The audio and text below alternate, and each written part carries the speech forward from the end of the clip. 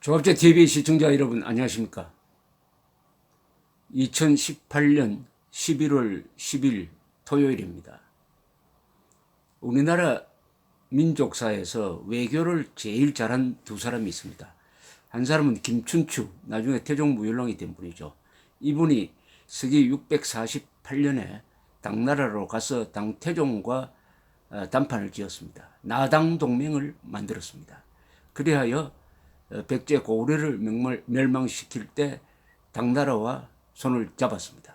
마지막에는 당이 신라까지 먹으려고 하니까 그 당과 7년 동안의 대당 결전을 통해서 한반도를 지켜내고 당 세력을 추방을 했습니다. 그래서 한반도가 우리 민족의 활동 공간이 되고 1000년 이상 살다가 보니까 민족의식이 생겨서 이제는 대한민국이 그 민족 국가의 기반을 딛고 우리 역사상 최초의 국민국가를 만들었습니다. 두 번째의 위대한 외교관이 이승만 대통령이죠. 이승만 대통령은 전후에 모든 나라가 소련 편에 설 것이냐 미국 편에 설 것이냐의 갈림길에서 미국 편에 서는, 즉 자유민주주의 시장경제 편에 서는 결단을 내렸습니다. 줄을 잘 쓴 거죠. 그리하여 자유민주주의 시장경제 법치주의 인권 평등, 이것이 대한민국의 기본 가치가 되고 그 방향으로 이 나라가 발전해 왔습니다. 국민국가를 만든 이승만, 최초의 민족통일국가를 만든 태종무열왕, 그 두 힘은 당시의 세계 최대 강국과 친구가 되었다는 사실입니다. 반면에 백제고구려는 동맹외교에서 실패를 했습니다. 동맹외교에서 왜 실패를 했느냐 하면은 영계소문과 당시의 의자왕이 국제정세를 오판을 했습니다. 똑같은 실수를 김일성이가 저질렀죠. 김일성은 세계에서 가장 악독한 모택동과 스탈린 포갑 정치 체제 편에 섬으로써 2500만 한민족을 노예로 만들고 평균 수명에서 한국보다 12살이나 짧게 살고 키도 10cm 이상 짧아지는 그런 노예화, 소인화, 열등화의 길을 가고 말았습니다. 외교가 얼마나 무서운 결과를 나타내는지 잘 보여주고 있습니다.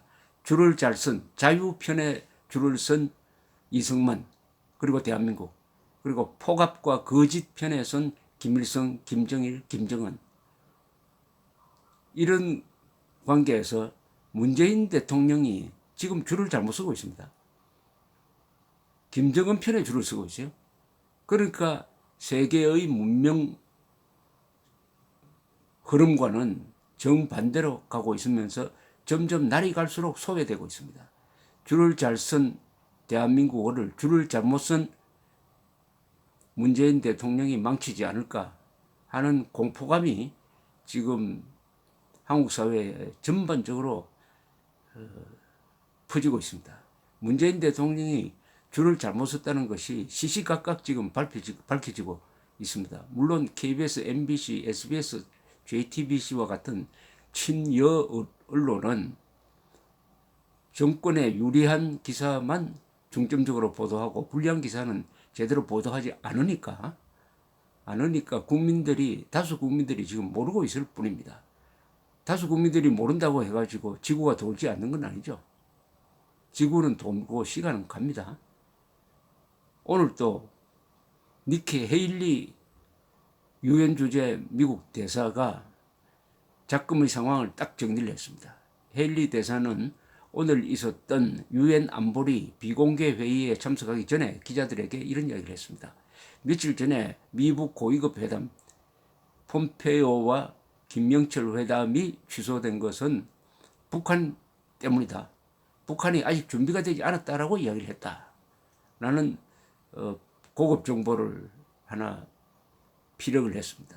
저는 처음부터 이게 북한에 의한 취소일 것이다 해가지고 사흘 전에 첫 보도에서 북한이 일방적으로 미북 고위급 회담을 취소했다라고 보도를 했는데 그게 적중했습니다. 그러니까 북한이 준비가 안 됐다는 말은 북한이 폼페이오에게 폐기 대상이 될 만한 핵시설과 미사일 시설을 공개할 수 없다는 거죠.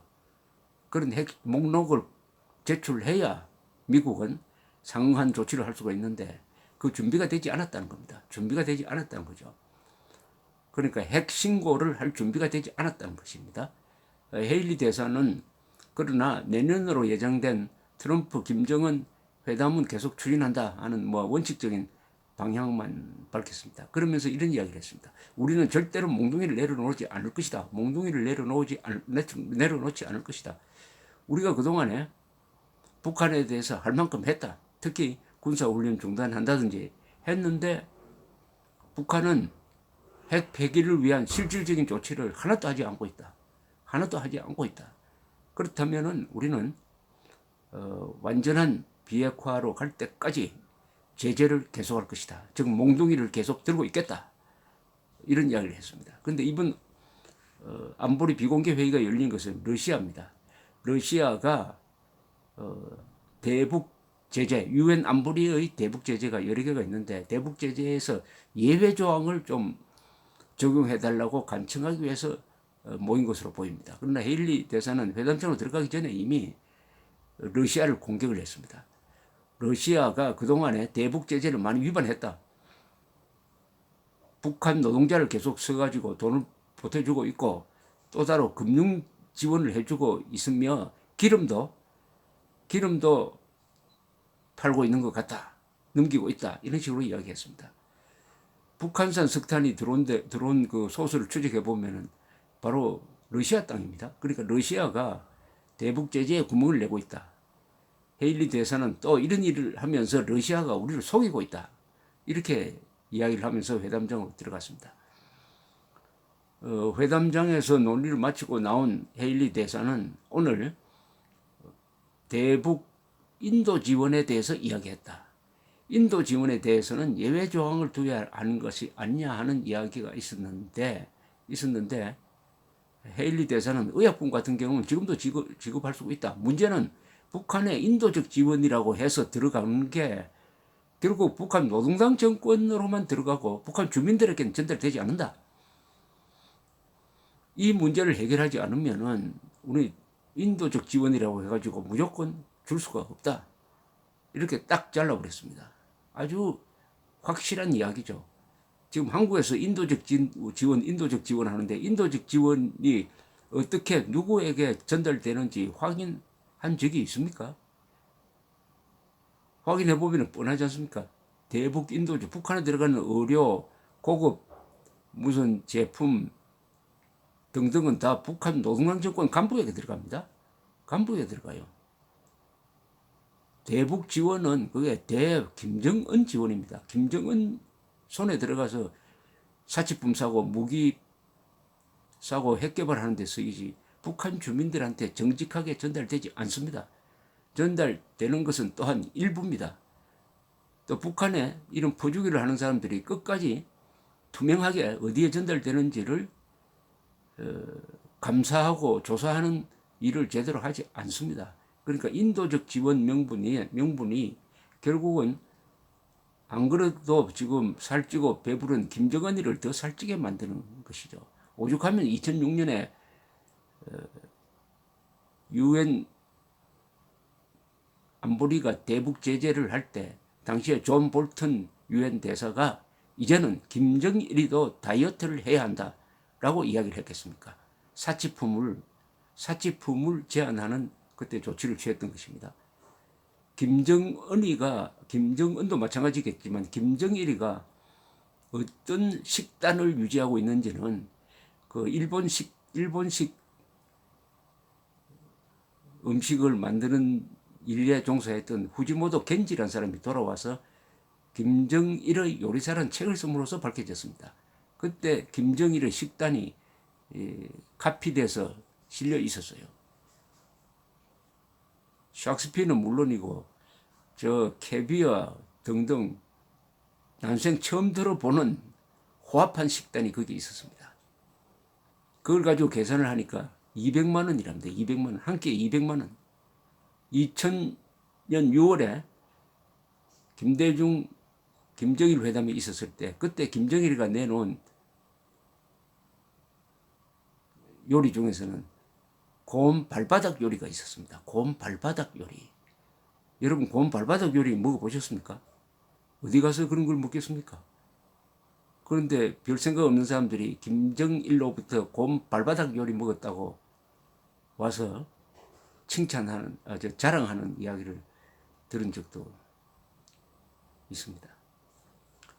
또 다른 뉴스는 RFA, 즉 자유아시아 방송이 전하는 바에 의하면은 익명을 요구한 미국 국방부의 고위 관리가 이런 이야기를 했다고 그래요. 지금은 북한의 정권 교체를 생각하지 않지만은 만약 북한이 비핵화를 끝까지 거부하면은 정권 교체를 검토할 수 있다라는 이야기를 했다고 합니다. 정권 교체를 이야기를 많이 한 사람이 존 볼턴 지금 안보보좌관입니다. 이 사람도 한 최근에 자신은 지금도 북한의 정권 교체가 좋은 방안이라고 생각하고 있다. 그러나 지금은 안보보좌관이므로 트럼프 대통령을 보좌하는 입장에 있으므로 지금 내 생각은 중요하지 않다. 이렇게 이야기를 했습니다. 그리고 오늘 또 유엔 총회에서 EU 국가, 유럽 공동체 국가를 유럽 연합 국가를 비롯한 일본, 호주 등 여러 나라들이 북한에 대해서 비핵화를 이행하라. IAEA 사찰을 받으라는 요구를 일제히 쏟아냈습니다. 특히 유럽연합이 앞장섰습니다. 유럽연합은 지금 미국과는 갈등을 빚고 있지만 비핵화 그리고 북한 인권 문제에 대해서는 미국보다 오히려 더 강경한 입장을 정리하고 있습니다. 점점 북한에 대한 문명세계의 압박, 유엔과 미국을 중심으로 한 압박이 더 강화되고 있는 입장입니다. 강화되고 있는 모습입니다. 국가 간에 여러 가지 이견은 많지만은 북한의 인권 문제와 북한의 핵 문제, 우리 인류의 가장 골치 아픈 두 문제입니다. 두 문제에 대해서는 국경을 넘어서 인종의 차이를 넘어서 종교를 넘어서 반드시 해결해야 되겠다는 것이 감지되고 있는 이런 순간에 문재인 대통령은 아직도 김정은 답방 그리고 북한의 진정성을 의심해서는 안 된다. 먼저 대북 제재를 완화해 줘야 한다 하는 이 이야기에서 한치도 벗어나지 못하고 있습니다. 더구나 문정인 특보는 문재인 대통령의 뜻을 반영한다고 봐야 되는데 이 사람은 중국에 가가지고 시진핑 주석이 트럼프를 G20회에서 만나면은 대북 제재 완화를 건의해 주었으면 좋겠다라고 이 세상 물정하고 동떨어진 이야기를 했습니다. 그런데 오늘 있었던 미국과 중국 사이의 전략회담, 즉 국방장관 그리고 국무장관 양쪽의 국방 그리고 외무를 맡은 장관 4사람이 회의를 한 데서는 중국도 대북 제재에 대해서 미국과 협조해서 대북 제재를 철저하게 이행하겠다는 다짐을 했습니다. 문재인 대통령이 하고자 하는 대로 이 세상이 따라가지 않습니다. 왜냐? 김정은 대 미국의 대결 구도가 아닙니다. 김정은 대 세계, 독재 정권 대 문명세계의 대결인 것입니다. 문재인 대통령 줄 참 잘 서야 되겠습니다. 이승만 대통령이 세운 우리가 줄을 잘 세웠습니다. 한국인을 줄을 잘 세워서 오늘날 이런 번영을 이루고 있습니다. 그 덕을 가장 많이 보고 있는 문재인 대통령이 이 잘 선 줄에서 이탈해가지고 김정은 쪽으로 다가갈수록 그것은 절벽을 향한 질주가 될 것입니다. 감사합니다.